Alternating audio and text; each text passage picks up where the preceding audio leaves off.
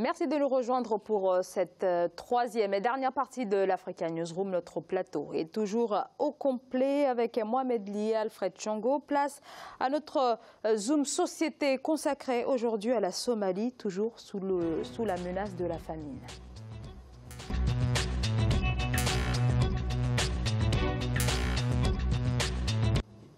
Les grandes sécheresses qui ravagent ce pays de la Corne de l'Afrique depuis 4 ans continue de priver la population de nourriture, une situation qui a fait 260 000 victimes en 2011 et aujourd'hui encore la moitié de la Somalie compte sur l'aide alimentaire d'urgence. Adidjatou Badawi.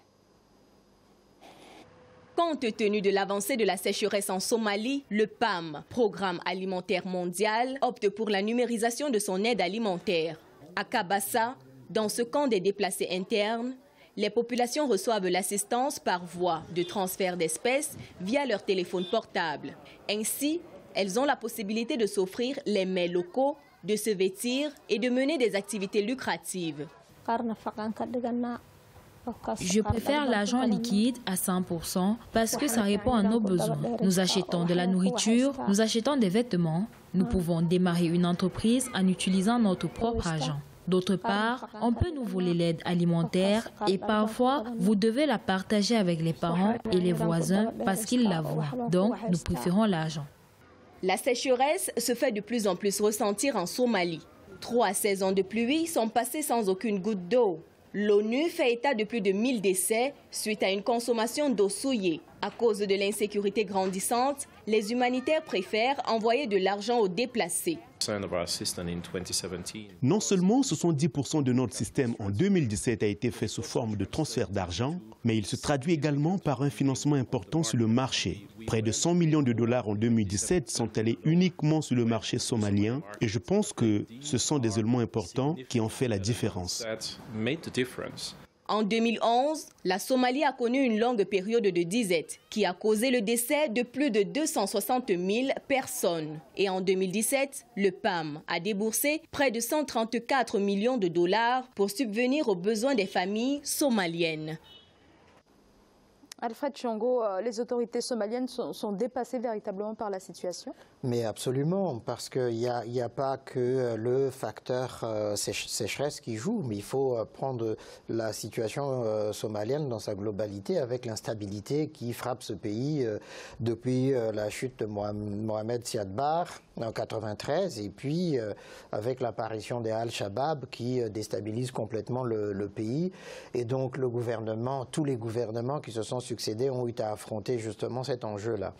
Avec le déplacement aussi des populations liées justement à cette insécurité politique. Et donc ajouter à cela les aléas climatiques, et donc tous ces camps qui pullulent et qui soumettent le gouvernement à une très forte pression et donc les institutions internationales aussi, que ce soit le Programme alimentaire mondial, l'UNICEF, etc., trouver justement les moyens de financer et de soutenir. Je pense effectivement que le fait de mobiliser la communauté internationale, d'avoir des moyens pour continuer à soutenir, à nourrir, etc., c'est très bien, mais il faut fixer autrement les populations, trouver d'autres moyens pour permettre justement que, même dans les coins où ils se trouvent là, je ne sais pas pourquoi on n'a pas de programmes agricoles pour les aider en attendant le retour dans leur village, de pouvoir eux-mêmes produire sur place les produits de première nécessité, les vivres par exemple. Ça m'interpelle, puisque là on entre dans la dépendance absolue vis-à-vis des institutions internationales qui justifient aussi leur existence en quelque sorte. Alors effectivement, Mohamed Ly, il y a aussi donc ce conflit qui dure depuis plus de 25 ans maintenant et on est toujours dans l'aide humanitaire d'urgence à chaque fois. Est-ce qu'il ne faudrait pas effectivement aller vers une véritable insertion sociale de ces populations? Oui, c'est une urgence. Très sincèrement, au bout de 25 ans, je ne perds pas encore mon indignation. Je ne perds pas encore ma sensibilité à dire combien cette situation elle est insupportable. Nous sommes dans des pays occidentaux, nous sommes à l'aise, nous avons du mal même à voir les déplacés arriver dans nos capitales. À la place de la Chapelle, on leur jette des regards insupportables. Et moi, quand je parle de notre humanité, je parle de l'humaine condition, comme disait Montaigne. Et c'est extrêmement important.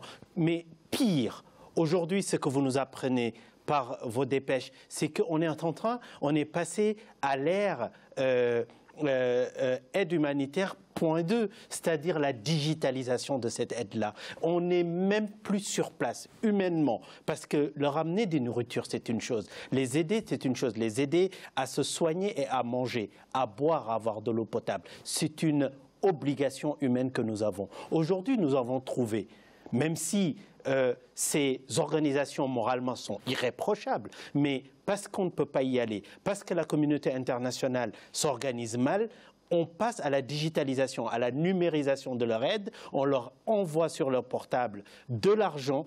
C'est utile, c'est urgent, mais cet argent-là, il va être utilisé dans un marché qui n'est pas contrôlé. Les prix des nourritures, le prix de l'eau est en train de flamber. On est en train de tenir sur place et de mettre sous perfusion une situation bancale qui est humainement et humanitairement inacceptable. Je pense que c'est un cri de cœur. Moi, cela m'insupporte, mais ce n'est pas l'indignation qui... C'est une première étape. Il faut trouver des solutions. Parmi les solutions, c'est-à-dire au lieu que ces organisations-là justifient de leur utilité et de leur existence, il faut que, avec l'Union africaine, et moi j'arrêterai jamais de pour l'Union africaine, parce que je suis exigeante avec l'Union africaine, parce que je crois à l'Union africaine. Moi j'ai dépassé ce qu'on a pu appeler le groupe de Monrovia, le groupe de Casablanca. C'est des problèmes idéologiques. Nous sommes devant des problèmes cruciaux, humains, pour lesquels nous devons avoir des solutions. Et cette communauté de destin qu'on veut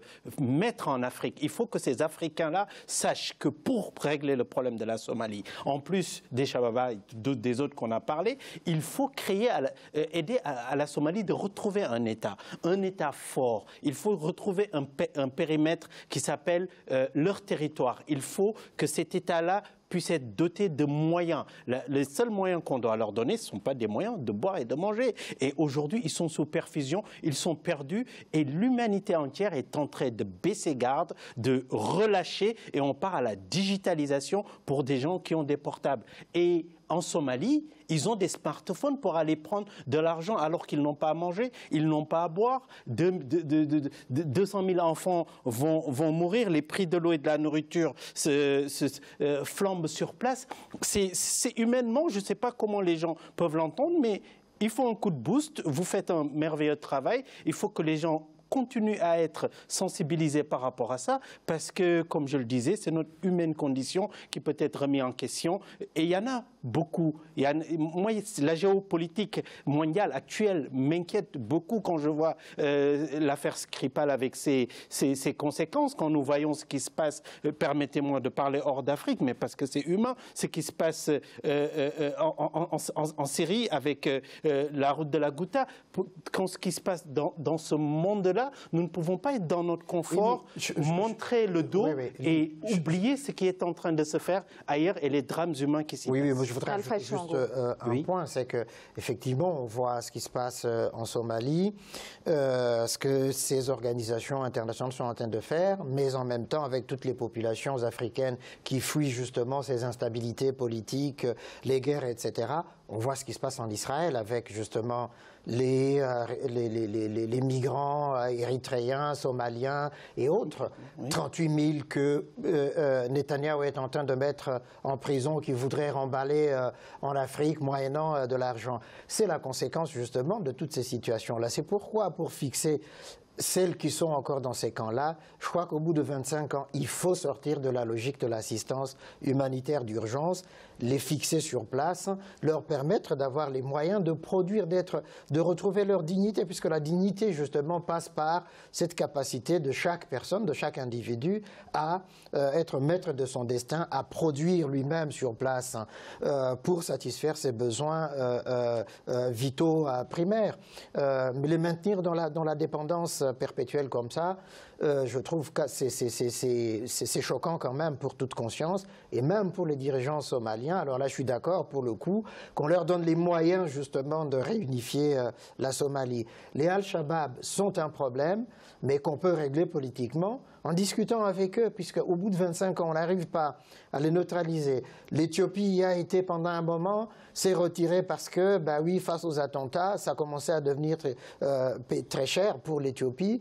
Et puis le Kenya qui subit les contre-coups justement de cette situation-là, il faut peut-être que l'IGAD, l'Union africaine, parvienne à trouver une solution africaine à cette crise-là, de dire les Al-Shabaab sont des Africains, on les met autour de la table. Justement, est-ce que l'IGAD n'est pas impuissante finalement, parce que ça soit pour la Somalie ou encore pour le Soudan du Sud, puisque là aussi c'est un conflit extrêmement grave qui dure déjà depuis très très longtemps. Est-ce que l'IGAD n'est pas impuissante face à tous ces conflits-là? Vous avez raison, les faits nous montrent qu'elle est impuissante, qu'elle n'arrive pas à régler ces situations-là. Il ne faut pas les laisser à eux-mêmes. Il faut venir, et l'Union africaine a son rôle. Et moi, je suis quelqu'un qui croit aux politiques publiques. Moi, je crois aux solutions de politique publique. Et quand on parle de politique publique, on parle d'abord dans le B.A.B.A. de territoire et d'un État organisé. L'État peut être faible, il peut être fort. Si on lui donne une force pour être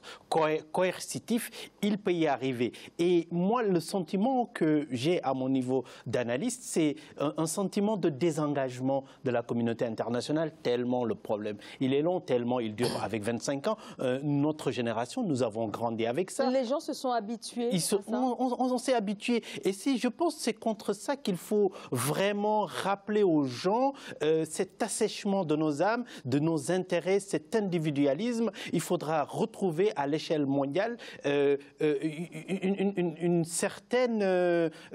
certain intérêt pour les autres, même s'ils sont sur un autre point du globe qui n'est pas le nôtre. Parce que les conséquences, nous l'avons vu. Aujourd'hui, on essaie de mettre un rideau en Libye avec tout ce qu'on a dénoncé là-dessus, l'esclavage humain, le prix selon les nationalités. Nous voyons comment le Sahel a été ravagé. Nous voyons ce qui se passe ailleurs dans le monde. Nous voyons tous ces gens-là, le contrat signé avec la Turquie qui lie quelque part l'Union européenne, et que des analystes en géopolitique comprennent pourquoi on ne peut pas aussi parler d'une certaine façon à la Turquie, parce qu'ils prennent le pli, ils ne veulent pas jouer le rôle que la Turquie baisse et qu'il soit envahi. Mais nous sommes sur des problèmes extrêmement compliqués, et il ne faut pas que nous soyons sur notre égoïsme, notre confort, parce que c'est la dignité humaine qui est interpellée. Et si cette humanité faillit, nous ne savons pas les conséquences de tout ça. Ah oui, non, mais on les voit déjà, hein, les conséquences, justement, avec tout ce que vous venez d'évoquer, la Libye,